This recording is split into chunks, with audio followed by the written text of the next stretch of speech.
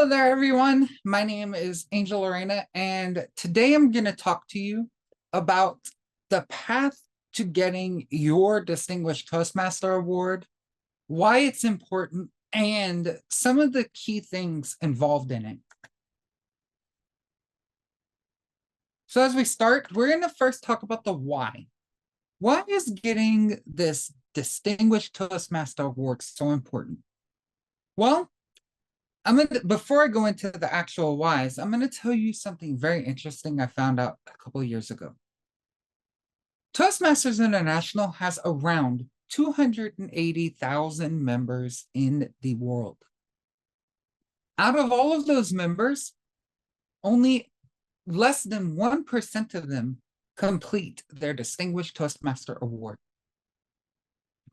Yes, that means out of everyone, all of the members, only less than 1% of them complete it. Now, that's a question I asked myself why as well. And you'll see today that it's actually not as daunting to be one of those 1%ers in Toastmasters. So let's go over why.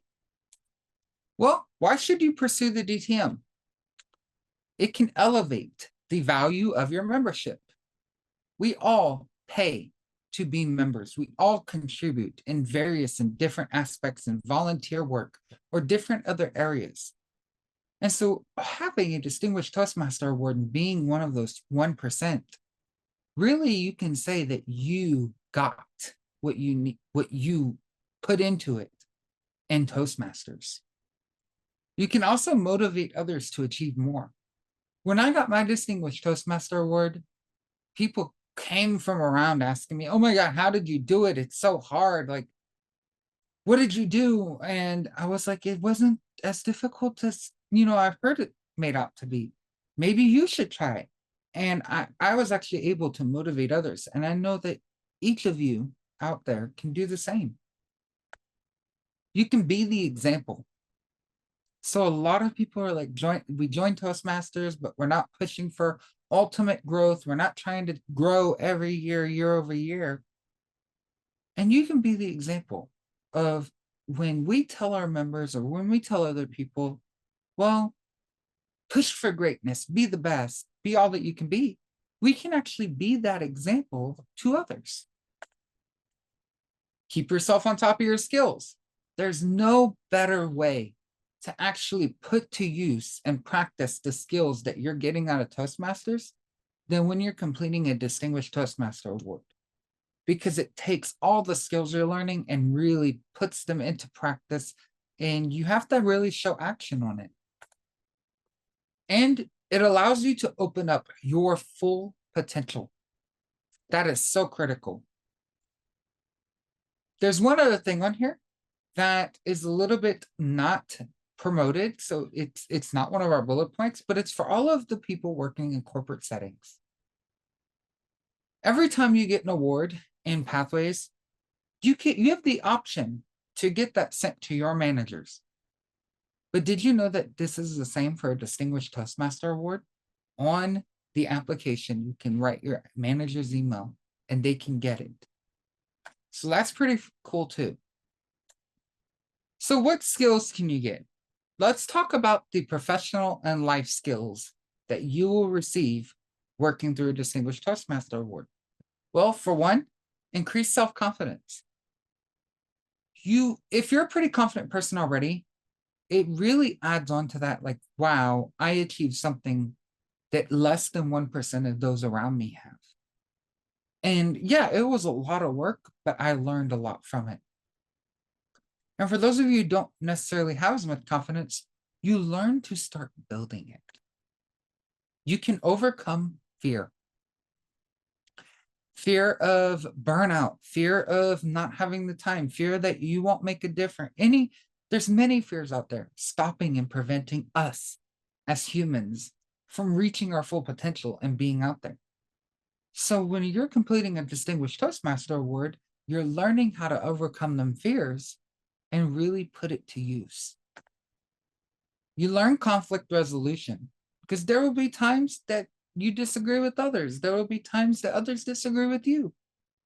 You learn how to mitigate that. You learn how to work together as a team.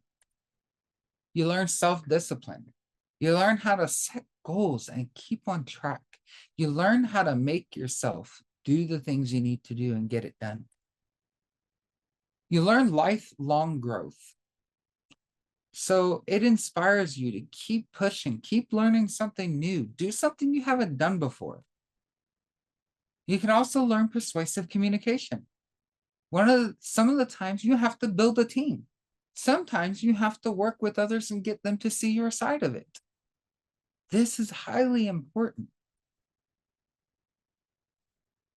Then you're going to learn family and team leadership.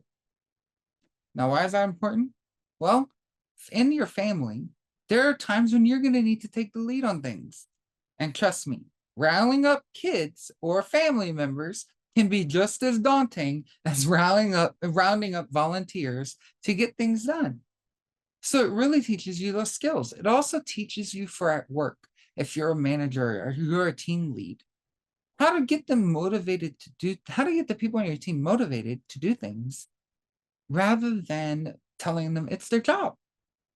It gives you a new way of thinking. You learn negotiation skills because everything you do and everything you put into effect, you're going to have to work it into the program. You're going to have to try to negotiate. You're going to have to see where you can meet others and where others can meet you. Prime example of this, and I will use a personal reference, was when we were working on building on demand. We had to negotiate how that would look. We had to negotiate, well, it couldn't be completely on demand or all offline. We had to have a live part. So we worked with Toastmasters International to reach an agreement. And that was partially a DTM project, as you will hear about later. But you really learn how to be able to see both sides, negotiate, and reach a conclusion that's acceptable. You can get involved in your community, whether it's your Toastmasters community, your local community, your work community. There's many different aspects of community that you can get involved in, and they're all important. And they're all impactful. You learn how to organize yourself. One thing, as you know, when you get busier and you take on more, you have to learn how to better organize the things around you, how to put it all together and piece it. You can also learn stress management. Because there are times where you may feel overwhelmed. There are times where, oh my God, that person's getting on my nerves. There's a time where, you have life and work happening at the same time and you have to figure out what to do. So you really learn how to deal with the stressors that everything is putting on you while moving forward.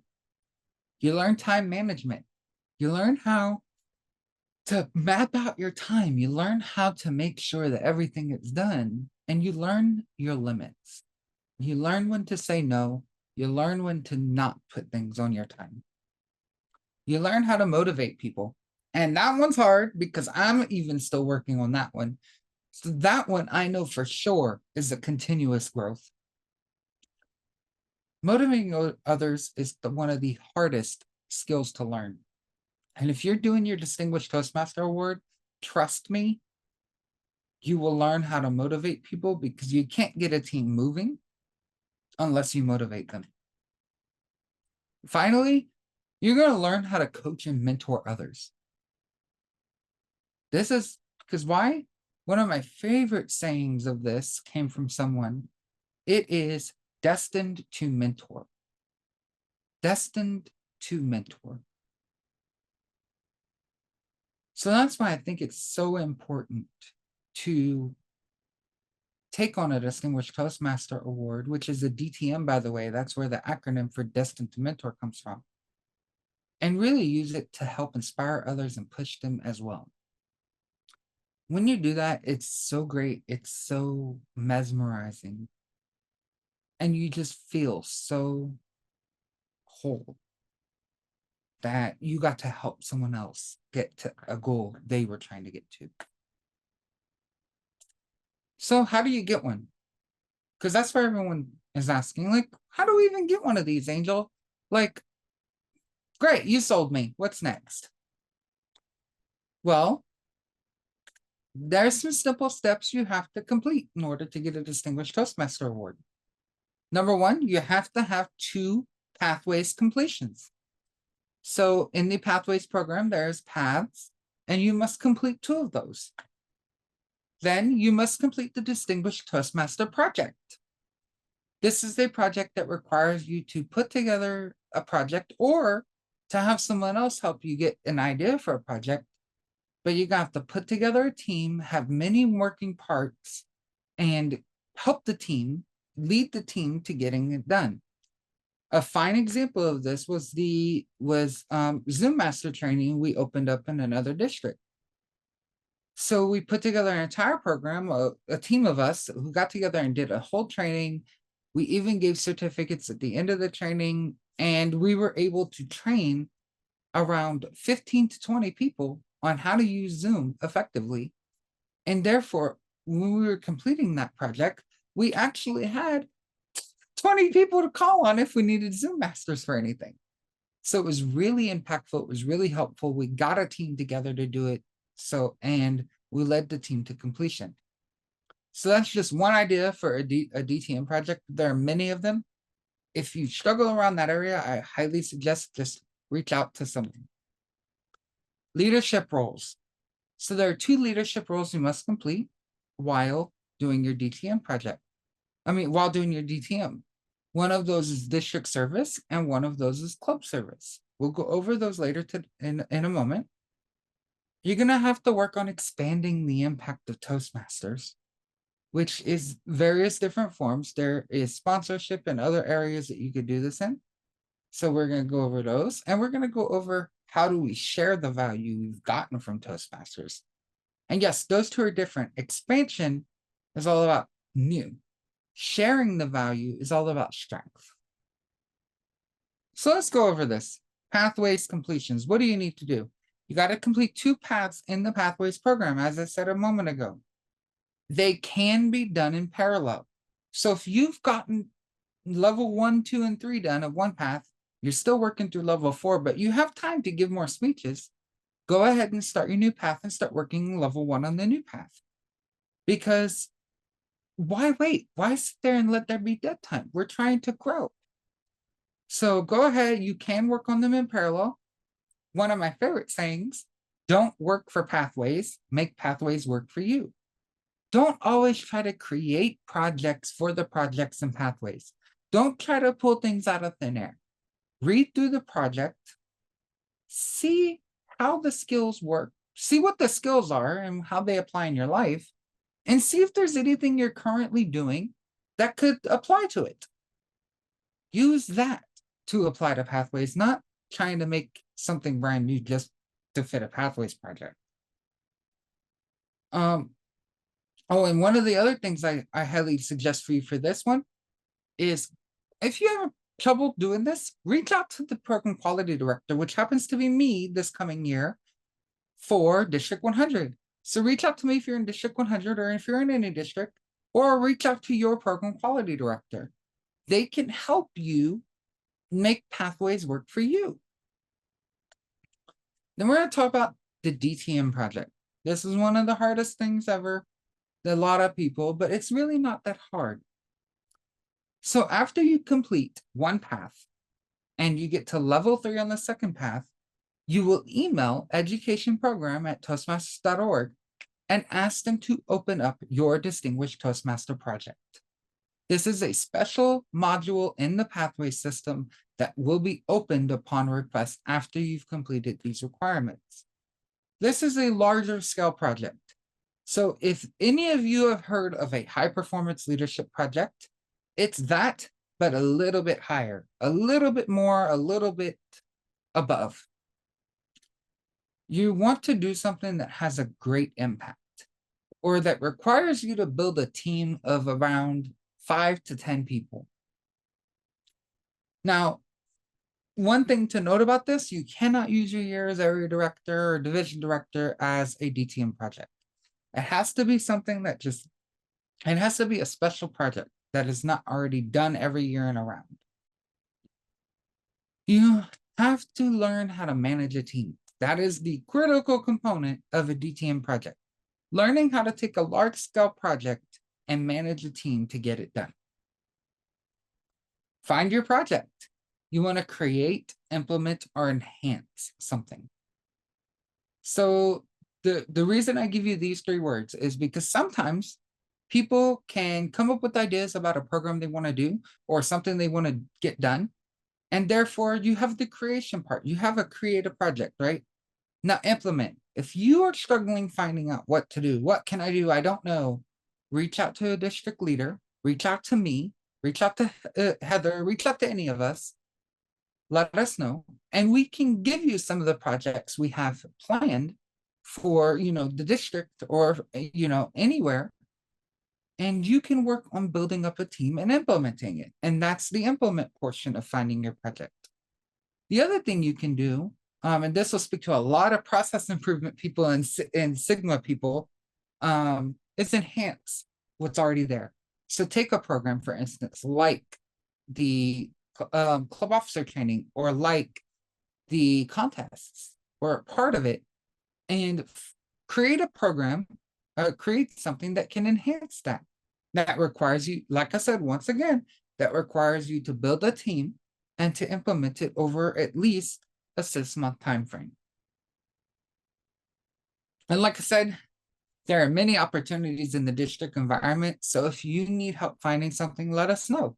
We're always here to support you, and we want you to do your best and to achieve all of your goals.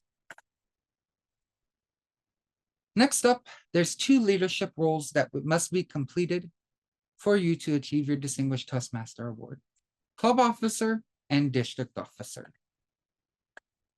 Now, there are 7 different club officer roles that give you credit for this. You must be an officer for a 1-year term or 2 6-month terms. You can do president. The president is the leader of the club. They're responsible for creating the vision and the strategy and really making sure the team gets there and gets it done. They're kind of the lead mentor guide for, no, I wouldn't say guide. They're the lead person for the club. They are responsible to drive it. You have a VP of education who's actually the lead guide and mentor for the club. They take the president's vision and strategy and implement it. They plan the meetings. They help get everything going. They make sure everything is running smooth. So that's their role. They have the VP of membership, is the lead recruiter. They are there to help build up the membership in the club and find new ways of doing it. This could be a speechcraft program to help increase the number of people in the club or the members. This could be planning open houses with the PR person. So there's many different things you can do with that. The Vice President of Public Relations. This person is primarily responsible for public relations. So when you're thinking about how to do this, it's about getting word out about your club and promoting your club. Secretary, they are the president's assistant. Sergeant at Arms, they're responsible to set up and break down and make sure the meetings happen. And then you have your treasurer, who's responsible for all the payments and all the financial aspects of the club. District level roles, the second piece of this pie. One must serve a 1-year term as a district officer. Almost all district officer roles that offer credit are 1-year terms. Area director, that is the most amazing role for everyone to start out with. I had so much fun as an area director because it was the first time I stepped out of my club and got to learn about so many other ways of doing things. It was a lot of fun. And it was a lot of fun learning how to coordinate with other clubs, and it really learned how all the clubs are different and help them be successful. So that's what area director does. They are the face of the district to the clubs. You have your division director. They are, the team lead for the area directors. They oversee the entire division. You have your administration manager. They are the secretary for the district. They help make sure all of our paperwork's in order. They help plan out our agendas, our business meetings. They help us get everything done and in order. Public relations manager, they are the voice of the district. They make sure everything gets out on schedule, on time, and make sure everything's properly promoted. You have our finance manager. They're responsible for the finances. So they help us they take the budget that the trio, the top 3 people of the district have made, and they make sure we follow it. They keep us online. They help us organize our numbers and make sure we're meeting our goals. They also submit anything that's needed to TI. You have a club growth director. This is your VP of M for the district. They are responsible for building new clubs and also making sure that clubs are renewing. So that is a really great role if you want to learn how to do more sales and you really want to learn how to do expansion. Program quality director. This person is the dean of the district. They are going to make sure that all of the programs, all of the officer trainings, all of the trainings are running smoothly. These are the people who plan our district conference and make sure everything's getting done. So it's a really fun role for a lot of people, and it requires an extensive team. So that's why normally you'll start with club growth director to learn how to build up a team and learn how to build new clubs. And then when you go into program quality director, you really understand more how to build your team up, which, like I said, program quality requires a bigger, larger team. And then finally, you have your district director, the number 1 person in the district. This person is responsible to make sure the district has a vision, the district's on track, it sets the strategy. They are the president of the district. These 3 roles, the club growth director, program quality director, and district director, are the trio, the top 3 positions in the district. Just so you know, because not a lot of people know that. And then, of course, if you become district director, you get a second credit automatically in your year after as the immediate past district director. And the immediate past district director is a role only district directors can get. Next up, we have expanding our impact. So remember, we talk about this is the expansion part of things. So you can sponsor a new club. What does that mean? Well, I help. If we have a lead, you pick up that lead, communicate with the lead, and get the club forming. Get their paperwork together, get their membership in order, and get the club chartered. If it's not really a lead, you have an idea, sometimes you can get a lead for it, or sometimes you personally work on it yourself. Like if there's something you're passionate about, make a club for it if it fits. But yeah, sponsors are responsible to get all the membership. They recruit help recruit the members. They put the paperwork together, and they get the club chartered. Next up, you have a speechcraft. You can do a speechcraft. As I said earlier, speechcrafts are great ways to build membership in clubs. It's an 8-week program, and it allows you, especially if you run at the same time as your club meetings and your whole club's on board, it can easily get you 5 members from one speechcraft. Speechcraft is $50 for the program. Once it opens up, you as a facilitator can have 5 people on that one program. And for every 5 people, you pay $50. Normally, by the end of a speechcraft, you'll have already completed level 1. And if, that's why I said, get them to become a member. And then you have new members for your club, and they already have a level 1. Next up is youth leadership program. Coordinating with the youth, people that I think it's 13 or 14 to 17 years old, who aren't necessarily eligible to join Toastmasters. But it's putting on basically a speechcraft for them, teaching them about Toastmasters, teaching them about speeches and communication and things like that. And you're going to run that for the youth people. Next up, we have the sharing the value, which is a strength portion. This is being a new club mentor. As I said, sometimes as a sponsor, you will stay on as a mentor, especially if you have good experience in Toastmasters. But sometimes new clubs need a mentor.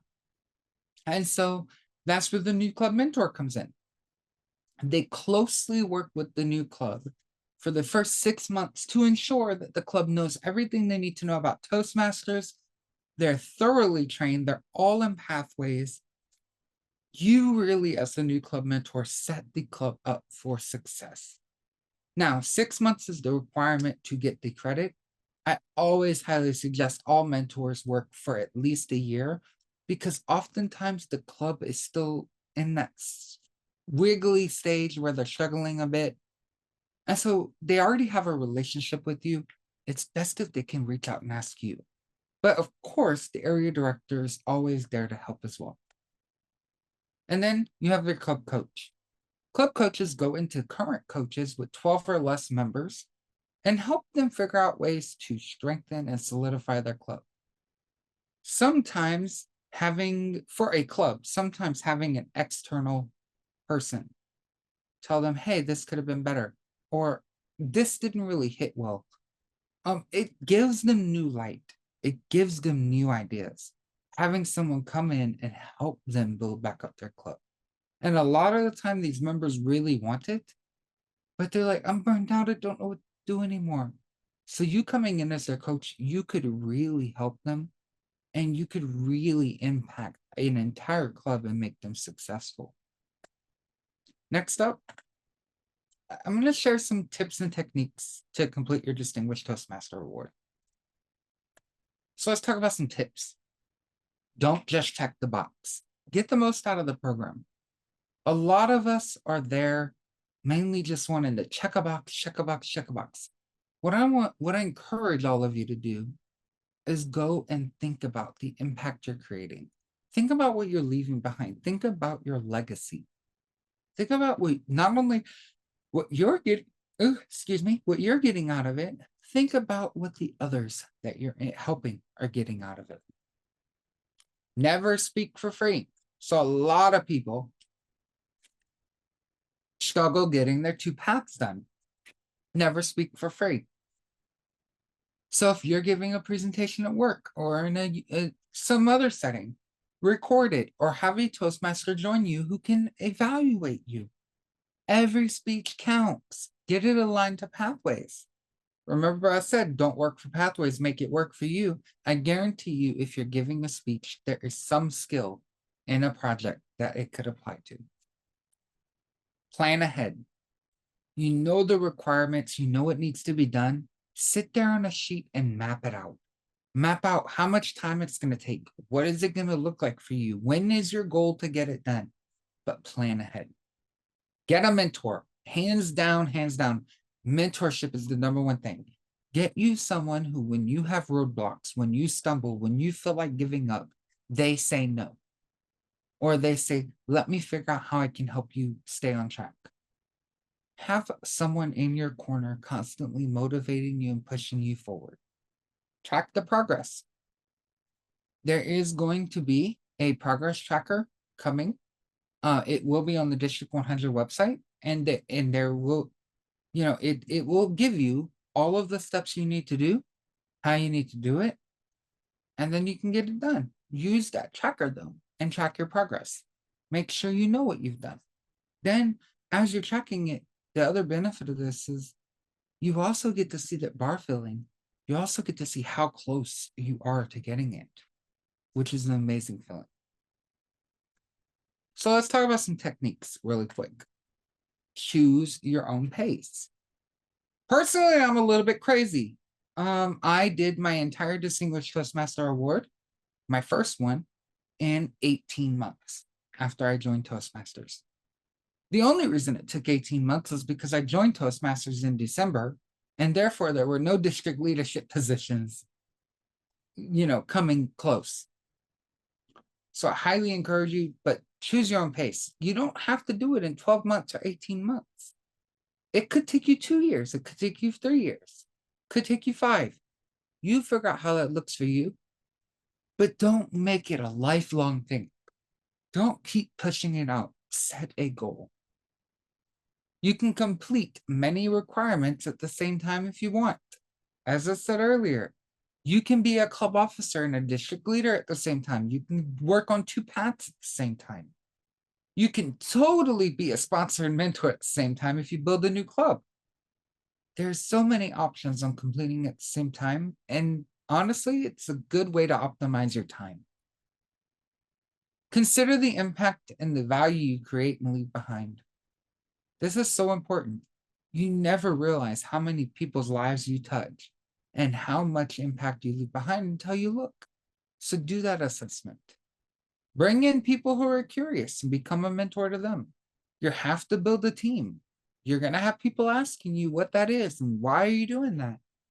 Ask them to join you. Ask them to come along on that journey. Keep an open mind. Don't always just jump to no. Don't always just say, well, this is how we've always done it. Keep an open mind and look for new ways of doing things, and you'll be surprised at how much you can get done. Finally, have some fun with it. We're in Toastmasters to constantly grow. We're all taking on leadership roles. We're all doing different things. But don't forget to have a little fun. One of the people who mentor me have a saying, and I quite like it. It's called Riot. Relax. It's only Toastmasters. So while you're doing all this and achieving your growth and achieving success and helping others, make sure that you get to have a little bit of fun with it. We're going to talk about some next steps, and if you have any questions, what to do. So next steps for you, download and use the tracker in the PDF linked. So we will be putting a PDF tracker in the box somewhere, or it'll be in the description. So make sure that you use that PDF tracker. Find a mentor. Find someone who can help you, inspire you, and motivate you and push you along this journey. Don't let fear stop you. Fear is something that is in all of us. We all have different fears. We have things, I can't do that, I'm not good enough, or all those different things. Don't let it stop you. Push past it and figure out a way to overcome it. And get help if you think that you may not have time or may not know how to start. I can guarantee you, as the District 100 Program Quality Director, I can help you get your time together. If you've ever seen my calendar, you know that I'm very good at one thing, calendaring and time management. So if you need help with that, reach out to me and let me know. Or if you don't know where to start, just let us know. And finally, if you have any questions or want to reach out to me, how do you do that? Well, you can email me. This is my email, angel@neotericsociety.org. You can also book some time to meet with me. And yes, this is my Calendly link, so you can book time to meet with me. You can also scan the QR code, which is my Papa link, and it has my email, it has my Calendly on it, it has everything you'll need. So feel free to scan that QR code. If you can't type in a link or something, it will be there. Don't worry. Connect, and if you're not in District 100, or you just maybe are uncomfortable reaching out to me, or you already have a mentor, reach out to your district's program quality director because they can help you as well. Now, before I close, I really want to say and end this with that I appreciate you, and I thank you for watching today, and I thank you for giving me your time. I hope that in what I've said today, you have gotten a little bit of information about what it is to be a distinguished Toastmaster. You now know the steps involved in it, and you feel a little bit motivated and inspired to pursue this. I really hope that in the coming year, you find a way to achieve the ultimate success, the highest educational goal in Toastmasters, the Distinguished Toastmaster Award. I want to wish you a wonderful day, a wonderful evening, and I hope that you get all the success and all of anything you want out of life. Have a wonderful